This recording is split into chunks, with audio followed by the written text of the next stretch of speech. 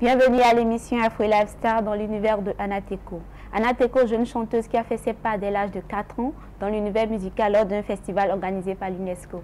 Bonjour Anateko. Bonjour. Bienvenue à Afro Live Star. Merci beaucoup.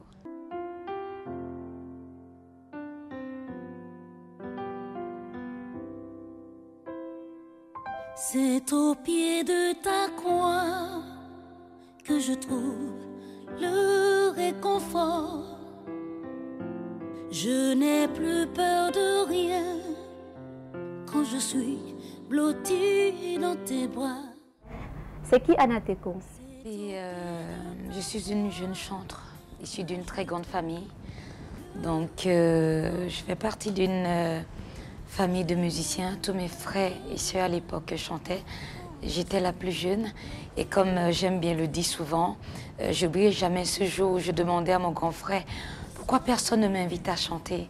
Parce que souvent on se dit elle est trop petite, c'est toujours les grandes sœurs qui chantent. Puis un jour, je me rappelais, je disais à mon grand frère, tu ne vois pas qu'elle chante faux ma grande sœur? Je disais mais comment ça, à 4 ans tu trouves qu'elle chante? Est-ce que toi tu peux chanter? Alors j'ai dit oui, donnez-moi le micro et vous allez voir que je vais chanter. Et depuis, le micro ne m'a plus jamais quittée et je suis devenue ce que je suis aujourd'hui. Vous venez d'une famille polygame. Que pensez-vous de la polygamie? Mais moi personnellement, j'aime pas la polygamie. Si mon papa n'était pas polygame, je ne serais pas là aujourd'hui. Mais personnellement, je me dis c'est pas une raison. Le temps de nos parents, ce temps a changé. Le monde évolue aujourd'hui. Il y a beaucoup d'hommes qui... C'est difficile déjà de s'occuper d'une seule femme, de s'occuper de ses enfants. Il y a beaucoup d'hommes qui pensent que la belle vie, c'est d'avoir plusieurs femmes. Alors qu'ils sont incapables de s'occuper d'une seule femme. Ils vont prendre 2, 3, 4 femmes. Et pour s'en occuper, c'est un problème. Il y a des gens qui ont une seule femme. Et déjà s'occuper des enfants, c'est pas possible. Ces enfants deviennent des alcooliques, ils deviennent des drogués parce qu'ils ne reçoivent pas l'éducation qu'il faut. Et vraiment, ce que moi je peux conseiller à tous mes frères qui n'ont pas encore embrassé, je ne sais pas, qui n'ont pas encore pris ce chemin, le mieux c'est d'avoir une seule femme, pouvoir lui consacrer tout l'amour, pouvoir dialoguer avec cette femme. Je peux vous assurer que c'est le bonheur. Maintenant, je ne dis pas que ceux qui ont plusieurs maris, c'est compliqué, j'en sais rien du tout. Mais il m'est déjà arrivé de voir des hommes avec 2 femmes et c'est vraiment l'enfer. Pourquoi avoir choisi le gospel comme musique? Est-ce que j'ai choisi le gospel? Non. Quand je vois ma carrière, je me dis c'est une mission que l'Éternel m'a confiée.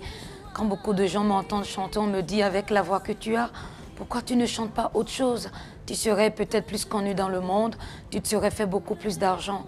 Et moi, je prends ma mission, je prends vraiment le chant comme une mission dans laquelle je proclame la paix, je chante l'amour, je proclame la parole de l'Éternel, je chante la paix. Je ne sais pas ce qu'on peut dire. Moi, je prends vraiment le gospel comme une mission, aller vers les autres, conseiller les autres. Et je n'ai pas choisi, l'Éternel m'a fait grâce, j'ai accepté cette mission et j'en suis vraiment fière. À quel moment de votre vie vous avez connu le Seigneur? J'ai toujours chanté la gloire de Dieu depuis l'âge de 4 ans. Mais là où ce déclic, je l'ai vraiment ressenti comme un appel, c'est quand j'ai rencontré mon mari. Et j'ai compris qui a servi l'Éternel et consacré sa vie à l'Éternel, parce qu'il m'a fait vraiment voir la différence entre la vie que je menais avant. C'est pas forcément une vie de débauche, parce que je me rappelle, à l'époque, quand je chantais, j'avais toujours ce que je voulais. Et pour moi, c'est bon, je suis sur la voie de l'Éternel, jusqu'à ce que je comprenne un jour, quand on se dit chantre, c'est donner totalement sa vie à l'Éternel. C'est de faire des sacrifices, c'est d'abandonner certaines choses qu'on aime dans la vie. Et depuis ce jour, depuis que j'ai rencontré mon mari, je me suis donné vraiment à plein temps à l'Éternel. On sent une certaine assurance dans ta personnalité. D'où te vient cette assurance? Beaucoup de gens me disent ça souvent. Je pense qu'avec le temps, j'ai créé vraiment une relation entre mon Dieu et moi. Il fut quelque temps, j'étais sous l'influence des gens. Il faut faire ci, il faut faire ça, il faut faire ci, Dieu c'est ci, Dieu c'est ça.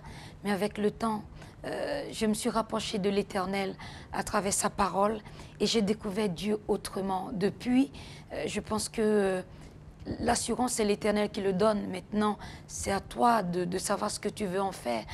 C'est avec beaucoup de fierté que je parle de mon Dieu.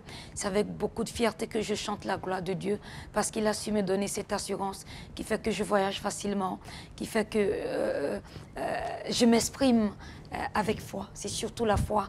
Quand on a la foi en l'Éternel, l'assurance vient naturellement. Au pied de ta croix, je trouve le réconfort.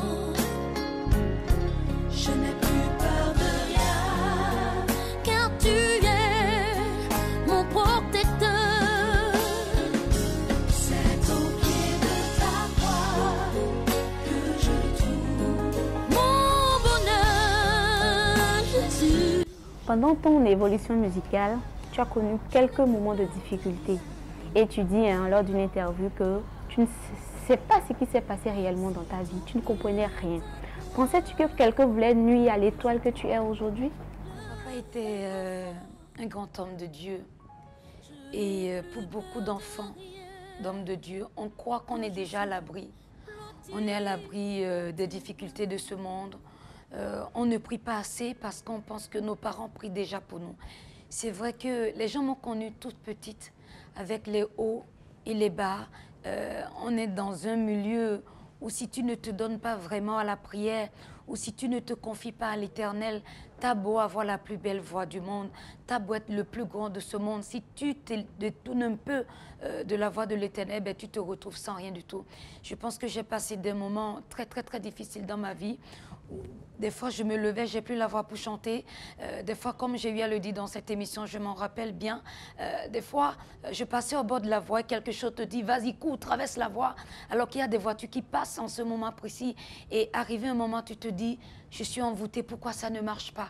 Mais aujourd'hui, vu la vie que je mène, je ne dis pas que je suis à l'abri de quoi que ce soit. Mais je sais que je suis dans les bras de l'Éternel. Je sais que Jésus vit en moi. Je sais que l'Éternel me protège, mes enfants, mon mari, ma famille, mes amis, ceux que j'aime, parce que je les ai confiés à l'Éternel. J'ai donné toute ma vie à mon Dieu aujourd'hui et je me sens beaucoup plus à l'abri que la vie que j'avais à l'époque où il me manquait d'assurance, où je me posais des questions. Est-ce que Dieu m'aime? Qu'est-ce que je dois faire? Qu'est-ce que je dois faire? Aujourd'hui, je sais ce que je dois faire pour demeurer dans la grâce de l'Éternel. Quand je vois les merveilles de Dieu dans toute sa création, je magnifie son nom. Quel conseil vous pouvez apporter aux jeunes mamans aujourd'hui qui voient leurs enfants sur, disons, un chemin pas trop catholique? C'est vrai que c'est pas facile. Moi-même, je suis maman, mère de 4 enfants aujourd'hui. Il faut être ferme. Il faut vraiment être ferme. Parce que nos enfants, ou les enfants aujourd'hui, pensent tout savoir. Parce qu'il y a comme les réseaux sociaux aujourd'hui, on pense qu'on peut reproduire facilement ce qu'on voit, ce qu'on entend, c'est ce qu'on a envie de faire. Beaucoup de parents sont dépassés aujourd'hui. Ils ne savent plus quoi faire pour leurs enfants. Moi, ma prière, c'est que Dieu se souvienne de cette génération, de notre génération, qu'il nous vienne en aide, qu'il donne la force à nos parents, qu'il leur donne les mots qu'il faut. Parce que ce qui braque aussi les enfants aujourd'hui, un parent qui ne sait pas parler à son enfant, l'enfant tout de suite lui tourne dos parce qu'il n'y a pas de dialogue, il n'y a plus de dialogue dans les familles aujourd'hui. Parce que les jeunes pensent qu'ils savent déjà tout au travers des réseaux sociaux, c'est pas facile. Mais le seul conseil que je peux donner aux parents, sinon la prière que je peux faire vraiment à nos parents d'aujourd'hui, à nous parents, c'est que Dieu nous vienne en aide, qu'il nous donne les mots qu'il faut pour pouvoir discuter avec nos enfants, qu'il nous montre vraiment la voie, déjà à nous parents, parce qu'il y a beaucoup de parents qui se cherchent aujourd'hui. Je prends ne serait-ce que l'habillement de certains parents aujourd'hui, c'est à se demander, c'est qui les parents aujourd'hui? Est-ce les enfants ou les parents? Il y a certains parents qui s'habillent, je m'adresse surtout à nos mamans, à mes soeurs qui suivent cette émission. Il y a beaucoup de femmes qui se laissent aujourd'hui emporter par n'importe quoi. Elles s'habillent n'importe comment, elles s'habillent comme des prostituées. C'est à quoi qu'elles ne savent pas qui elles sont. Toi qui es femme, si tu sais qui tu es, si tu crois en toi, je pense que de par ton habillement, de par ton comportement, de par ce qui sort de ta bouche, tu dois déjà montrer l'exemple. Et cet exemple, j'ai l'impression que les enfants aujourd'hui ne retrouvent pas en leurs parents cet exemple. Ils pensent qu'ils peuvent aller le copier sur les réseaux sociaux. C'est ce qui fait cette difficulté, ce manque de dialogue entre les enfants. C'est pourquoi on voit autant d'enfants aujourd'hui dans la rue. Anateko, vous formez un couple heureux avec votre époux. Quels conseils pouvez-vous apporter aux jeunes filles aujourd'hui qui aspirent à fonder un foyer? C'est vrai que je suis une femme comblée, je suis heureuse dans mon foyer. Mais pour arriver là, cela demande aussi beaucoup de sacrifices. Je le dis avec beaucoup de regrets. Aujourd'hui, on ne veut pas souffrir, on ne veut plus souffrir. Et souvent, je discute avec des jeunes filles qui pensent que la vie est facile. Je suis avec un homme aujourd'hui parce qu'on ne s'entend pas. Eh bien, écoute, va te faire voir, va là-bas, c'est fini. On passe notre champ. Il y a beaucoup de jeunes filles qui passent le temps aujourd'hui à changer de partenaire. Parce que je suis avec lui, ça ne marche pas. Eh bien, écoute, on va trouver mieux ailleurs. Non, ça ne va pas. Eh bien, je change. Donc, elle passe tout le temps à changer de partenaire. Et après 35 ans, 36 ans, elles veulent avoir des enfants. C'est plus possible. Parce qu'elles ne savent plus où elles ont passé tout le temps à faire des avortements. Et au moment opportun, c'est plus possible. Dans ce cas, on se dit non, qu'est-ce qu'il faut faire? Qu'est-ce qu'il faut faire? On se pose des questions. C'est vrai que depuis que j'ai rencontré mon mari, on a beaucoup appris à se connaître. Il faut faire des sacrifices, savoir écouter l'autre, savoir se faire petit, surtout quand on est femme. Comme on dit, la femme doit être soumise. Ça ne veut pas dire que la femme est un torchon. Ça ne veut pas dire que la femme est une poubelle. De par ton comportement, ton mari saura te donner la place qu'il faut. Malheureusement, il y a également des femmes qui sont bien, mais peut-être tombent sur les mauvais maris. Et à travers ce message, je demande vraiment à Dieu de bénir tous les couples, tous les jeunes qui pensent qu'ils sont prêts à se mettre en couple, que Dieu puisse garder leur part. On ne peut rien faire sans notre Seigneur, quel que soit ce que vous allez faire dans ce monde. Si vous mettez Dieu de côté, eh bien, vous pouvez faire tout ce que vous voulez, ça ne marchera pas. Moi, j'ai construit mon foyer sur le roc, j'ai confié mon foyer à l'Éternel et il me bénit tous les jours. Il nous permet de cheminer ensemble tous les jours. C'est extraordinaire, c'est ce bonheur que je souhaite à toutes mes sœurs, à tous mes frères. Alors, si vous aviez une baguette magique, qu'est-ce que vous aurez voulu changer dans votre vie? Si j'avais une baguette magique, je pense que j'aurais changé la période que je suis allée à Rouen. Ça a été un moment très difficile dans ma vie, une expérience très difficile dans ma vie. Mais en même temps, est-ce qu'il faut dire qu'il fasse le changer? Je ne pense pas. Parce que ces expériences ont fait de moi la femme forte que je suis aujourd'hui. Mais je pense que c'est un moment, s'il fallait le changer, que j'aurais fait. Anateko, on va se laisser sur une note de fin. Et les téléspectateurs aimeraient que vous les chantez l'une de vos chansons.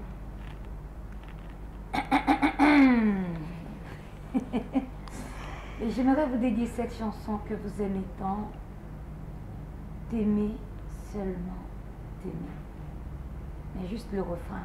Si vous voulez l'apprendre, allez chercher les albums. Je t'offre mon cœur comme un bouquet de fleurs. Mon seul désir, c'est de t'aimer et toujours te louer. Je t'offre ma vie, mes blessures, mes douleurs. Mon seul désir, Seigneur, c'est de t'aimer. Oui, t'aimer, t'aimer. Je veux t'aimer, Jésus, t'aimer. Oh, t'aimer. C'est Anateko sur Afro Live Star, Afro Live Star Cotonou. Restez connectés. Oui.